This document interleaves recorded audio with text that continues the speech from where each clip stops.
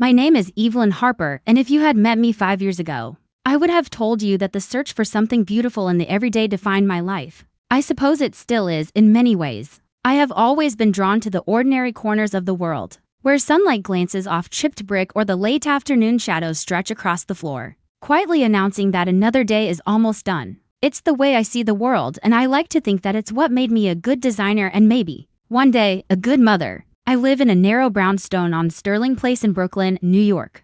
My apartment is 3 floors up, nestled beneath a slate gray roof that sometimes leaks in the spring but always manages to catch the morning light. The building is older than most of my friends care to imagine, but it's got character, with floorboards that creak under your step and windows that rattle when the wind blows in from the East River. If you open my living room window on a Sunday morning, you'll hear the rattle of delivery trucks as they make their way down the avenue, the faint hum of the city's heartbeat. There's a cafe below that roasts its coffee, and when I open my eyes in the early hours, that warm, nutty scent is the first thing to greet me. Some people need alarms to get out of bed, but for me, it's always been that coffee. I work as a designer for a European furniture company based in Manhattan. My job is to create catalog layouts and help the company's American clients see the story behind each piece, whether it's a hand-carved oak chair from Sweden or a minimalist sofa from Denmark. I love it. I love the challenge of turning a blank page into something that makes someone else feel, even for just a moment, that the world is a little bit brighter. The paycheck is solid enough to keep me comfortable in New York, and sometimes when the exchange rate is in my favor, I get a bonus in pounds for projects with our London office. It's a small thrill, getting that extra deposit in my account, a reminder that my work has crossed oceans, even if I haven't lately. Despite the long hours and constant deadlines, I wouldn't trade it for anything. Even on the grayest days, when the subway is late and the sky hangs heavy over the city, I find little pockets of color and meaning in my work. The creative process is my lifeline. It's how I make sense of the world and how I have managed to carve out a sense of home for myself, even so far from where I grew up. It was here in Brooklyn, on the corner of Sterling Place and Underhill Avenue, that I met Matthew Bennett. I still remember that morning vividly. It was early April and I was running late for a meeting. I'd spilled coffee on my blouse and the wind kept flipping my hair into my eyes. I was so busy cursing my luck that I nearly collided with a man carrying a giant roll of blueprints under one arm and a bag of groceries in the other. He steadied me with a smile, one of those open, genuine smiles that makes you feel instantly at ease. "Sorry," he said, "I didn't see you there. Looks like you've had a morning." His voice was soft, with just a hint of a Boston accent. I apologized for nearly knocking him over and we both laughed. He introduced himself as Matt, and as we stood there on the corner, I learned he was an architect who'd recently moved to Brooklyn from Boston for a job with a local firm. He had a kindness about him, an easy confidence that put me at ease in a way I hadn't felt in years. Our connection was immediate, though not in the way of storybooks or movies. There were no fireworks or sudden proclamations. Instead, there were slow mornings spent making pancakes in my cramped kitchen, flour dusting the counters and sunlight spilling through the window. There were evening walks to Prospect Park, where we'd sit on a bench and talk about everything and nothing, watching the city's lights blink on one by one. We shared a sense of humor that made even the mundane parts of life, laundry, grocery shopping, waiting out a thunderstorm, feel special. With Matt, laughter came easily, and for the first time in a long while, I felt like I was coming home. Matt and I built a life together that was quiet but filled with warmth. We didn't have much in the way of extravagance. Our furniture was a mix of hand-me-downs and pieces I'd snagged at sample sales through work, and we split every expense down to the last dollar. But there was a comfort in it, in building something together, dollar by dollar, piece by piece. When Matt proposed, it was a simple moment, just the two of us sitting on our couch, pizza box on the coffee table, his hand finding mine. "No ring, just a promise. I want to do this life, all of it with you," he said. I said yes before he finished the sentence. Finding out I was pregnant changed everything. It was a chilly morning in late October, the leaves just starting to turn. I'd been feeling off for days, tired, queasy, a little irritable, but I chalked it up to work stress. It wasn't until Matt suggested I take a test, half joking, that I even considered the possibility. I remember sitting in our tiny bathroom, clutching the test in my hands, my heart hammering in my chest. When the second line appeared, I felt the air leave my lungs. I cried right there on the cool tile floor. I cried for the life growing inside me, for the future Matt and I had dreamed of, and for the fear that suddenly felt so real. What if I wasn't ready? What if I couldn't give this child the love and safety they deserved? Matt found me there, tears streaming down my face. He knelt beside me and wrapped his arms around me. "We're in this together, always," he whispered. There was no hesitation in his voice, no trace of doubt. In that moment, I believed him completely. Telling Matt's family was a moment I'll never forget. His parents, David and Linda, still live in Vermont in a rambling farmhouse that smells like pine and wood smoke. When we called to share the news, I could hear Linda's delighted squeal from Brooklyn. Within a week, we'd received a care package stuffed with homemade jam, hand-wear-upon baby blankets, and a tiny pair of booties. Matt's sister, Sarah, sent a stack of board books she'd saved from her kids. Their joy was so pure and overwhelming, it made me feel like I belonged to them already. They didn't care about appearances or perfection, they just cared about us and about the little life we were bringing into the world. The love from Matt's family was something new for me. It was simple, unconditional, and kinda stark contrast to my upbringing in Philadelphia. My parents, Elizabeth and Robert, lived in a stately row house near Rittenhouse Square, their lives defined by appearances and quiet competition with their neighbors. My mother, in particular, was always concerned with what other people might think, growing up. She favored my older sister, Amelia, who seemed to fit neatly into the world Elizabeth wanted. Amelia was everything I wasn't: elegant, poised, and obedient. I was creative, messy, and stubborn, always challenging the rules my mother set. Elizabeth's love always came with strings attached. Compliments were rare and often veiled. "That's a nice dress, Evelyn, but maybe next time something a little more classic." She measured worth in status, success, and social approval, always pushing Amelia and me to compete, even when it hurt. Over the years, the distance between us only grew. I learned to keep my joys and sorrows private, to find comfort in friends, work, and eventually in Matt and his family. Now, as I sat in my sun-drenched kitchen, hands curled around a cup of coffee, I looked at the ultrasound picture on the fridge and thought about the family Matt and I were creating. I thought about the love that had brought us to this place, about the tiny apartment filled with laughter and hope, and about the future unknown, unpredictable, and utterly ours. For the first time in my life, I felt a sense of peace settling over me, like sunlight spilling through my window on a perfect Brooklyn morning. Growing up in Philadelphia, I used to think that family was a puzzle I just hadn't figured out yet. My mother, Elizabeth, always seemed to hold a picture in her mind of the perfect family, refined, admired, and above all else, untouchable. She favored my older sister, Amelia, in ways that were both obvious and subtle: the extra plate of dessert after dinner, the private mother-daughter shopping trips to New York, the way she'd brag about Amelia's straight-A report cards to anyone who would listen at the club. When I was younger, I tried to pretend it didn't matter, but deep down, it left a hollow ache that I could never quite fill. As children, Amelia and I were close in that special way sisters sometimes are before the world teaches them to compete. We would camp out in each other's rooms, telling stories long after our bedtime, sharing secrets and fears. Amelia was older by 3 years, and always seemed wiser, and I looked up to her. But time has a way of shifting the ground beneath our feet. After college, Amelia married Charles, a corporate lawyer from Boston, and they moved into a sprawling house just outside the city. She sent me pictures of her perfectly manicured lawn, the brick walkways, the tastefully decorated living room, all of it straight out of a lifestyle magazine. In every photo, I saw the woman my mother had always wanted me to be: composed, elegant, married to a man with a 6-figure salary and a golden retriever named Winston. But beneath Amelia's flawless surface, there was pain. I saw it in her eyes during our rare phone calls, heard it in the cracks in her voice when she asked about my life in Brooklyn. For years, she and Charles tried to start a family, enduring failed IVF cycles and a string of heartbreaks that she never fully put into words. Our mother, ever obsessed with appearances, offered only clinical advice or cold comfort. She fussed over Amelia's weight, her diet, the supplements she took, and always reminded her, "Women in our family have never had trouble conceiving." It was another one of her not-so-subtle jabs, a denial of Amelia's pain, and a denial of the possibility that our lives could unfold in ways she hadn't planned. When I told Amelia I was pregnant, I braced myself for her reaction. I tried to break the news gently, choosing my words with care over the phone. There was a silence, heavy and awkward, before she managed a small, congratulatory laugh.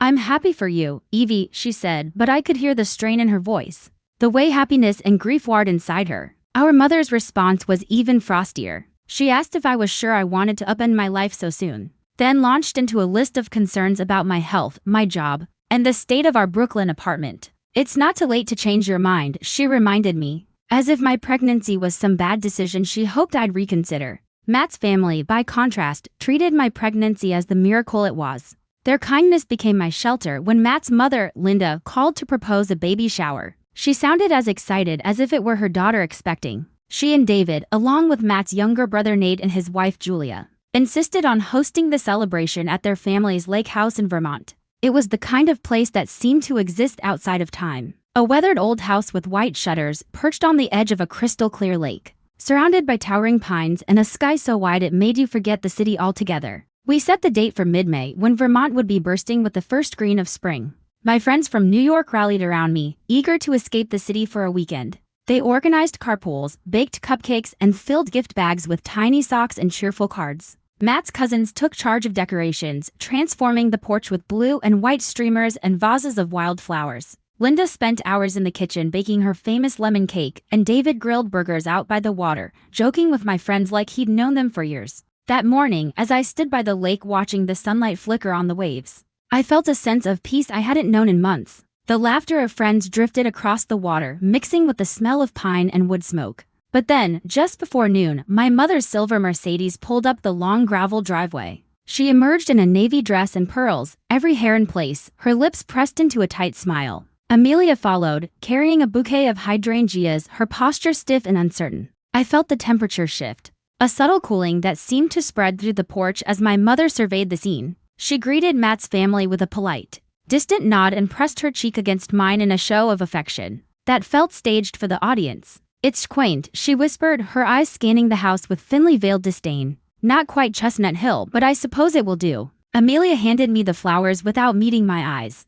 Her smile wobbled as she took in the crowd of unfamiliar faces, the children running barefoot across the lawn. For a moment, I saw the shadow of my childhood friend, my sister, lost beneath layers of disappointment and envy. My heart twisted with guilt and longing. I wanted to pull her aside, to talk the way we once did late at night, to promise her that there was enough happiness in the world for both of us. But the words caught in my throat, drowned by years of unspoken hurt. The afternoon unfolded in a strange sort of choreography. My mother and Amelia kept to themselves, whispering in corners, casting glances my way as if my happiness was something offensive. Elizabeth complimented the flower arrangements, but not without adding that a few roses would have elevated things. She fussed over the seating chart, the silverware, and at one point asked Linda whether she'd considered hiring professional caterers for an event like this. Linda, gracious as always, simply smiled and offered her more lemonade. My friends noticed the tension but tried their best to distract me. Olivia, my oldest friend from college, pulled me aside and told hilarious stories from our New York adventures, filling the space with laughter. Another friend, Hannah, handed me a gift bag full of handmade baby booties and a note that simply read, "For the happiest days ahead." Matt's cousins organized games and played music, and for a while, I let myself be swept up in the joy. Still, I couldn't ignore the way my mother's gaze lingered on me every time I caught her eye. She seemed to be taking inventory of my life, comparing it to Amelia's and finding it lacking. When I introduced her to some of my friends, she smiled tightly and asked pointed questions about their jobs, their apartments, their plans for the future. She made a habit of mentioning Amelia's house just outside Boston. How lovely the gardens were this time of year, and how proud she was of everything Amelia had accomplished, never mind that her real estate was owned more by the bank than by my sister and Charles. During lunch, Elizabeth made a point of sitting between Amelia and me. She quizzed me about my doctor's appointments, and made suggestions about everything from the hospital I should choose to the type of stroller she deemed appropriate. "You know, Evelyn, you really should consider moving back to Philadelphia. It's much safer and you'd have real support," she said, her tone leaving no doubt about what she meant. "Brooklyn is all well and good for young people, but it's not a place to raise a child. You should think about Amelia. She and Charles have built a wonderful life in the suburbs. Why? Can't you do the same?" I tried to laugh it off, but my patience was wearing thin. I could feel Amelia's discomfort beside me, and for a moment, her hand squeezed mine under the table. It was a silent apology, or maybe a silent plea. "Don't make things worse." The moment passed quickly, though, and she pulled away, her face shuttered once more. Later, as we gathered on the porch for cake and presents, my mother's criticisms continued. Quieter now but just as sharp. She noted the lack of crystal on the table, the casual dress code, and the homemade decorations. I watched her find fault in every detail, unable or unwilling to see the joy that filled the space. Despite her efforts to dampen my spirits, the day remained at its core one of happiness. My friends and Matt's family surrounded me with kindness, their love outweighing the tension. I realized that this new family, one chosen, one that loved freely and without conditions, was the true heart of my future. For the first time, I allowed myself to imagine a different kind of legacy, one built not on perfection or approval, but on laughter, forgiveness, and hope.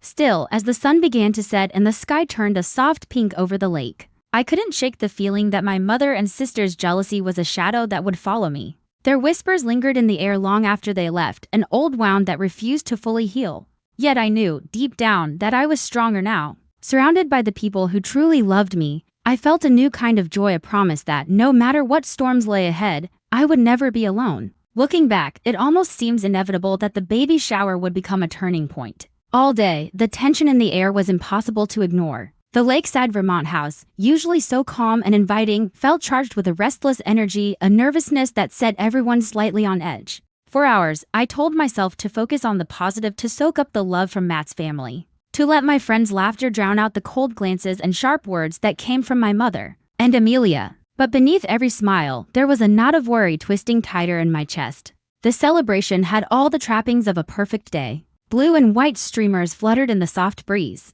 A table on the porch groaned under the weight of homemade dishes, Matt's mother's lemon cake, Nate's famous potato salad, an array of cupcakes, and a pitcher of homemade lemonade. Friends snapped photos by the water, comparing gifts and talking about baby names. But my mother's presence, paired with Amelia's brittle politeness, felt like a stain spreading slowly across the bright fabric of the afternoon. Throughout the day, my mother's remarks grew sharper and less subtle. She scrutinized every detail, the way I wore my hair, the casual plates instead of fine china, even the music drifting through the speakers. "I suppose in Brooklyn, things are more relaxed," she commented, loud enough for Matt's cousins to hear. "But in Philadelphia, we do things properly." Each sentence landed like a pebble tossed into a calm lake, sending ripples through the crowd. People tried to ignore her, but the discomfort was spreading. Amelia was equally tense. She drifted between groups, always just outside the circle of laughter. Her smiles were brief and she spoke in clipped sentences. I saw her eyes linger on my belly, a complicated storm of longing and resentment passing across her face.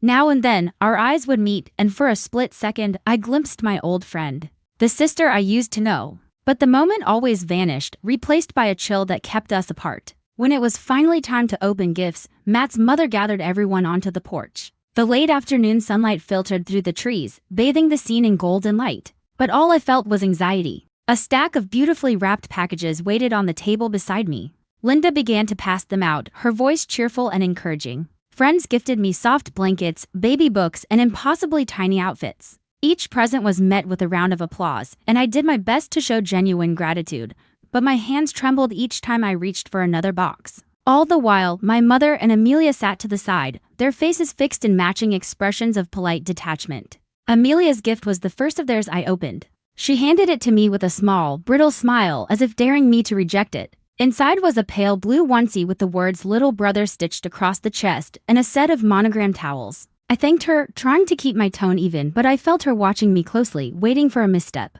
My mother, never content to blend in, insisted that her gift be saved for last. She stood and held out a long, slender box wrapped in heavy silver paper. The room seemed to grow quieter as I took it from her hands, the weight of her expectation settling over me. I recognized the box immediately. It had sat on the top shelf of her armoire for as long as I could remember, out of reach, behind locked glass. I'd asked about it as a child, but she always brushed me off, saying, "Someday, when you're older, you'll understand." I opened the box slowly. Nestled inside was a tarnished silver rattle, its handle delicately engraved with the initials of my grandmother. It was an object I had always loved, both for its beauty and for what it represented, a piece of family history, a thread connecting generations. My mother's voice rang out, loud enough for everyone to hear. "This is what a real family passes down. Not hand-me-downs or trinkets, but true heirlooms." The words stung. I felt my cheeks flushed with embarrassment as the room grew still. All eyes were on me, waiting for my response. I managed to thank her, my voice catching as I tried to swallow the humiliation.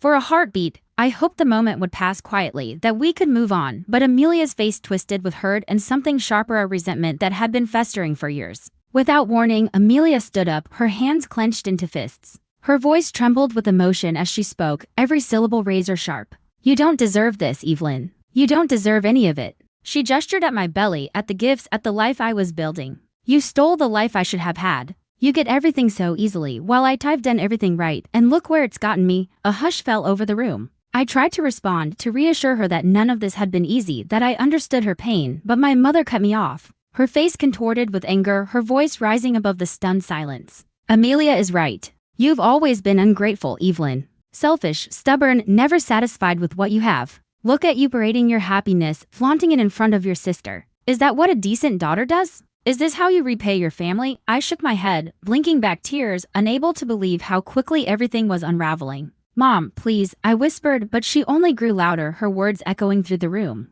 And then, suddenly, everything happened at once. My mother stepped forward and slapped me hard across the face. The sound cracked through the silence, sharp and shocking. The pain was immediate, burning hot on my cheek, but it was the humiliation that stung most. Before I could recover, Amelia shoved me, sending me stumbling backwards. I struggled to steady myself, one hand flying instinctively to my belly. There was chaos in the wake of their actions. Matt rushed to my side, his voice shaking with fury as he demanded they leave. His mother and father stood between us and my family, their faces pale with shock. My friends shouted, some crying, some filming with their phones, trying to make sense of the violence unfolding before them. I remember Matt holding me, his arms tight around my shoulders, while Linda pressed a cold cloth to my cheek and whispered words of comfort. Within minutes, someone had called the police. I sat on the porch, surrounded by the people who truly cared for me, while my mother and Amelia were taken aside by officers, their faces still twisted with anger and disbelief. Word spread quickly. My friends uploaded the video online, and by nightfall, it had gone viral,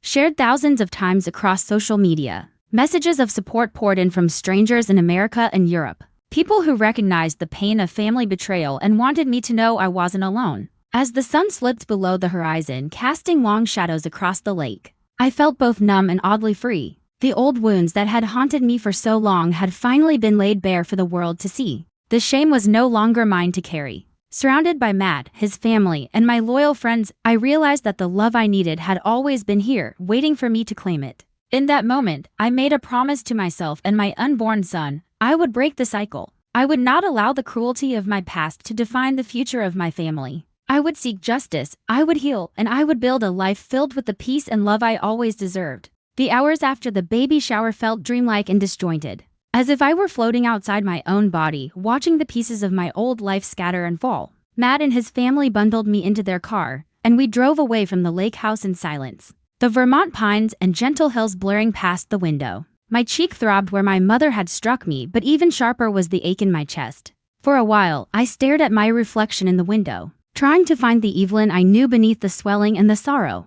Back at the house, Matt hovered close, helping me settle onto the couch with pillows and a glass of water. Linda sat on my other side, wrapping me in a soft blanket, and Nate built a fire even though the spring evening was mild. My friends called and texted, each message another lifeline. We saw what happened. We're so sorry. We're here for you. It was Matt who suggested, gently, that we turn off our phones for a few hours and just let the world spin without us. I nodded, grateful for the quiet. But the world didn't stop. By that night, the video of the baby shower incident had already begun its climb across the internet. My friend Olivia, never shy about injustice, posted it first on her account, along with a summary of what had happened. Within hours, the video was everywhere: Instagram, Twitter, even a news segment on a local Vermont station. Thousands of strangers, mostly women, sent messages of support and outrage. Some shared their own stories of family betrayal. Others demanded justice. At first, the attention felt overwhelming, but as I read the comments, I realized that the shame and secrecy I'd carried for so long weren't mine alone.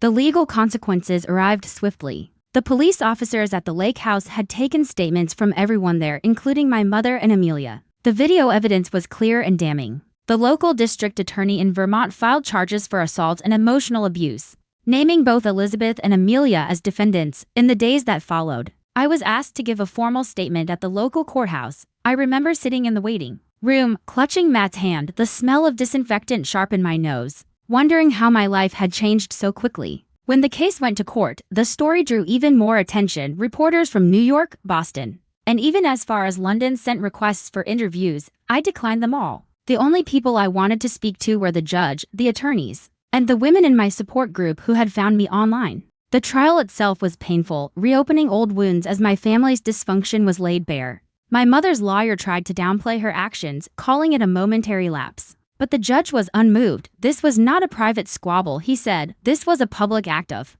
violence against a vulnerable person. The community expects better, and so do I. Both Elizabeth and Amelia were found guilty of misdemeanor assault and ordered to attend counseling for anger management and family trauma. The court also ordered them to pay nearly $15,000 in damages, covering my medical bills, legal costs, and the emotional distress I had suffered. When the verdict was read, I felt a strange mix of relief and grief. Justice had been done. But the price was the final unraveling of whatever bond remained with my mother and sister. After the trial, Matt and I returned to Brooklyn, hoping for a fresh start.